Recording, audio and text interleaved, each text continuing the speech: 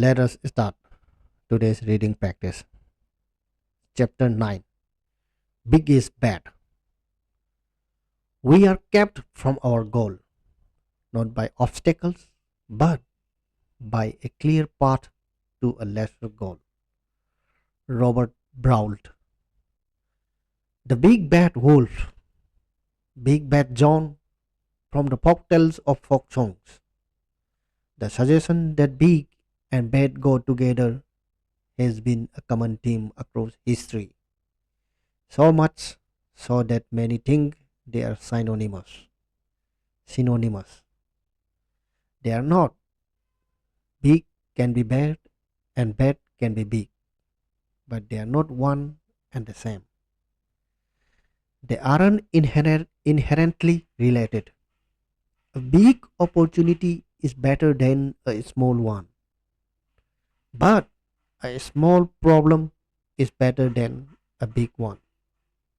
Sometimes you want the biggest present under the tree, and sometimes you want the smallest.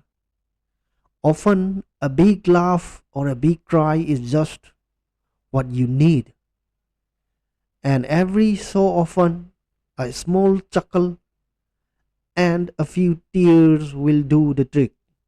Big and bad are not more tied together than small and good. Big is bad is a lie. It's quite possible the worst lie of all. For if you fear big success, you will either avoid it or sabotage your efforts to achieve it. Who's afraid of the big bad big? Plays big and results in the same room and a lot of people with balk or walk. Mention with mention big with achievement and their first thoughts are hard, complicated and time consuming. Difficult to get there and complex once you do pretty much sums up their views. Overwhelming and intimidating is what they feel. For some reason, there is the fear that big success brings crushing pressure and stress that the pursuit of it robs them of not only time with family and friends but eventually their health. Uncertain of the right to achieve big or fearful of what might happen if they try and fall short. Their head spins just thinking about it and they immediately doubt they have a head for heights. All of these reinforces a dis-ease with the very idea of big. To invent a word, call it megaphobia, the irrational fear of big. When we connect big with bad, we trigger shrinking thinking. Lowering our trajectory feels safe. Staying where we are feels prudent. But the opposite is true. When big is believed to be bad, small thinking rules the day and big never sees the light of it. Flat wrong. How many ships didn't sell because of the belief that the earth was flat? How much progress was impeded because man wasn't supposed to breathe underwater, fly through the air, or venture into outer space? Historically, we have done a remarkably poor job by estimating our limits. The good news is that science isn't about guessing, but rather the art of progressing, and so is your life. None of us knows our limits. Borders and boundaries may be clear on a map, but when we apply them to our lives, the lines aren't so apparent. I was once asked if I thought thinking big was realistic. I paused to reflect on this, and then said, "Let me ask you a question first. Do you know what your limits are?" "No," was the reply. So I said that it seemed the question was irrelevant. No one knows their ultimate ceiling for achievement. So worrying about it is a waste of time. What if someone told you that you could never achieve above a certain level, that you were required to pick an upper limit which you could never exceed? What would you pick? A low one or a high one? I think we know the answer. Put in this situation, we would all do the same thing. Go big. Why? Because you wouldn't want to limit yourself. When you allow yourself to accept the big is about who you can become. You look it you look at it differently. In this context, big is a placeholder for what you might call a lift of possibility. It's the office intern visualizing the boardroom or a penniless immigrant imagining a business revolution.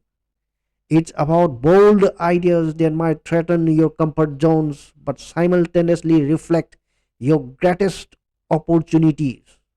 Believing in big frees you to ask different questions, follow different paths, and try new things.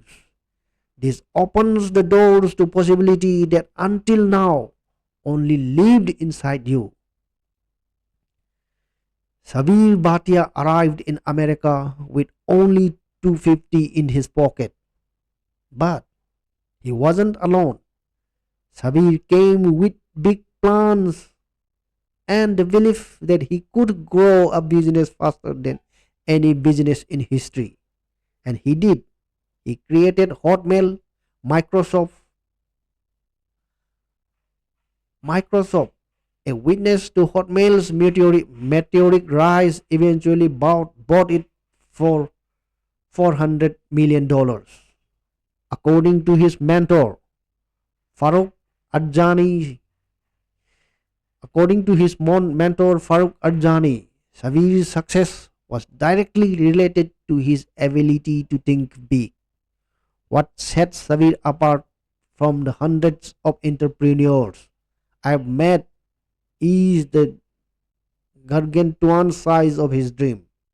Even before he had a product, before he had any money behind him, he was completely convinced that he was going to build a major company that would be worth hundreds of millions of dollars. He had an unrelenting conviction that he was not just going to build a run of the mill Silicon Valley company, but over time I realized, by golly, he was probably going to pull it off. As of 2011, Hotmail ranked as one of the most successful webmail service providers in the world with more than 360 million active users. Going big. Thinking big is essential to extraordinary results.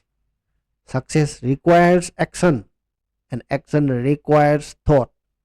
But here's the catch: the only action that become for succeeding springboards to succeeding big are those informed by big thinking to begin with. Make this connection, and the importance of how big you think begins to sink in. Everyone has the same amount of time, and hard work is simply hard work. As a result, what you do in the time you work determines what you achieve. And since what you do is determined by what you think, how big you think becomes the launching pad for how high you achieve.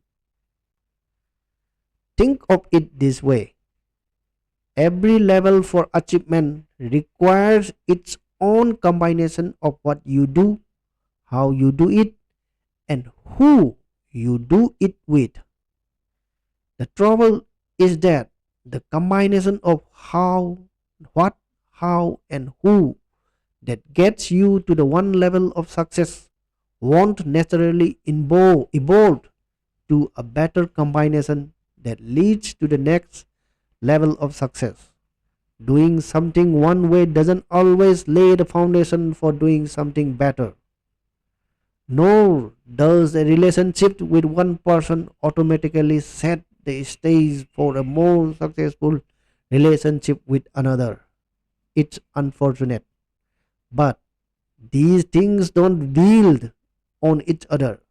If you learn to do something one way and with one set of relationships that may work fine until you want to achieve more, it's then that you will discover you have created an artificial ceiling of achievements for yourself that may be too hard to break through.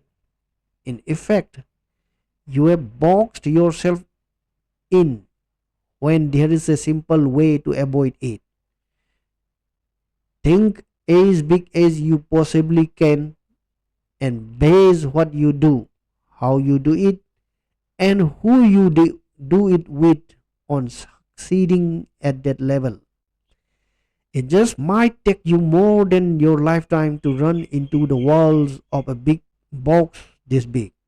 When people talk about reinventing their career or their business, small boxes are often the root cause. What you build today will either empower or restrict you tomorrow. It will either serve as a platform for the next level of your success or as a box trapping you where you are. Big gives you the best chance for extraordinary results today and tomorrow. When Arthur Guinness set up his first brewery, he signed a 9,000 year lease. When J.K. Rowling conceived Harry Potter, she thought big and envisioned 7 years at Hogwarts before she penned the first chapter of the first of seven books. Before Sam Walton opened the first Walmart, he envisioned a business so big that he felt he needed to go ahead and set up his future estate plan to minimize inheritance taxes. By thinking big long before he made it big, he was able to save his family an estimated 11 to 13 billion in state taxes, transferring the wealth of one of the greatest companies ever built as tax free as possible requires thinking big from the beginning. Thinking big isn't just about business. Candace Lightner started murders against drunk driving in 1980 after her daughter was killed in a hit and run accident by a drunk driver. Today, Murder MADD has saved more than 300,000 lives. As a 6 year old in 1998, Ryan Jack was inspired by stories told by his teacher to help bring clean water to Africa.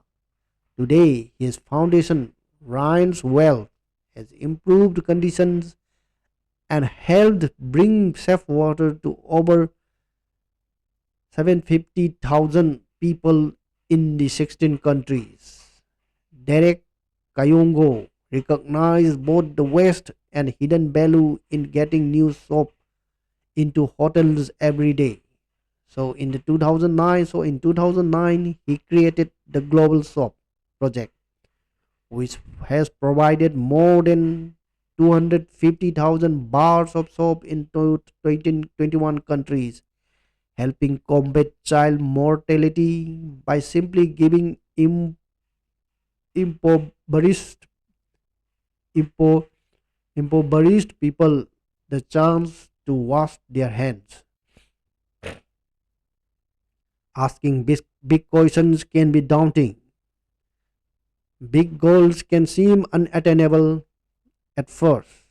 Yet, how many times have you set out to do something that seemed like a real stretch at the time, only to discover it was much easier than you thought?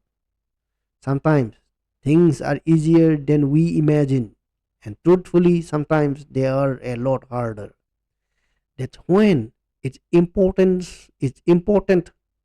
That's when it's important to realize that on the journey to achieving big, you get bigger. Big requires growth, and by the time you arrive, you are too. What seemed an insurmountable mountain from a distance is just a small hill when you arrive, at least in proportion to the person you have become. Your thinking, your skills, your relationships, your sense of what is possible and what it takes all grow on the journey to big. As you experience big, you become big. The big deal. For more than 4 decades, Stanford psychologist Carol S. Dweck has studied the science of how our self conceptions influence our actions. Her work, her work offers great insights into why thinking big is such a big deal. Dweck's work with children revealed two mindset in action: a growth mindset that generally thinks big and seeks growth, and a fixed mindset that places artificial limits and avoids failure.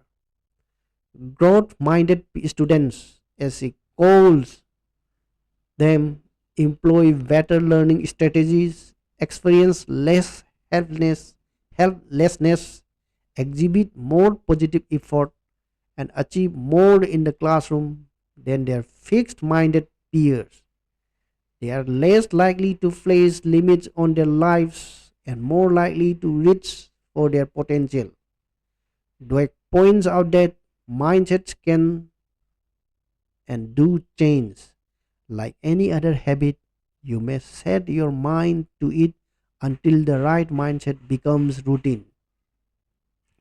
When Scott Forstall started recruiting talent to his newly formed team, he warned that the top secret project would provide ample opportunities to make mistakes and struggle. But eventually, we may do something that we will remember the rest of our lives. He gave this curious pitch to superstars across the company, but only to those who immediately jumped at the challenge. He was looking for growth minded people, as he later shared with Dweck after reading her book. Why is this significant? While you have probably never even heard of Forstall, you have certainly heard of what his team created. Forstall was a senior vice president at Apple, and the team he formed created the iPhone, blowing up your life. Big stands for greatness, extraordinary results. Pursue a big life, and you are pursuing the greatest life you can possibly live. To live great, you have to think big. You must be open to the possibility that your life and what you accomplish can become great. Achievement and abundance show up because they are the natural outcomes of doing the right things with no limits attached. Don't fear big, fear mediocrity, fear waste, Fear the lack of living to your fullest. When you fear big, you either consciously or subconsciously work against it. We either run toward lesser outcomes and opportunities, or we simply run away from the big ones. If courage isn't the absence of fear, but moving past it, then thinking big isn't the absence of doubts, but moving past them. Only living big will let you experience your true life and your work potential. Big ideas. Number one, think big. Avoid incremental thinking that simply asks, what do I do next? This is at best the slow land to success and at worst the off ramp. Ask bigger questions. A good rule of thumb is to double down everywhere in your life. If your goal is 10, ask the question, how can I reach 20? Set a goal so far above what you want that you will be building a plan that practically guarantees your original goal. Number 2, don't order from the menu. Apple celebrated 1997. Think different. Ad campaign featured icons like Ali, Dylan, Einstein, Hitchcock, Picasso, Gandhi, and others who saw things differently and who went on to transform the world we know. The point was that they didn't choose from the available options. They imagined outcomes that no one else had. They ignored the menu and ordered their own creations. As the ad reminds us, people who are crazy enough to think they can change the world are the only ones who do. Number 3, act bold. Big thoughts go nowhere without bold action. Once you have asked a big question, pause to imagine what life looks like with the answer. If you still can't imagine it, go study people who have already achieved it. What are the models, systems, habits, and relationships of other people who have found the answer? As much as we'd like to believe, as much as we'd like to believe, we are all different. What consistently works with others will almost always work for us. Number 4, don't fear failure. It's as much a part of your journey to extraordinary results as success. Adopt a growth mindset and don't be afraid of where it can take you.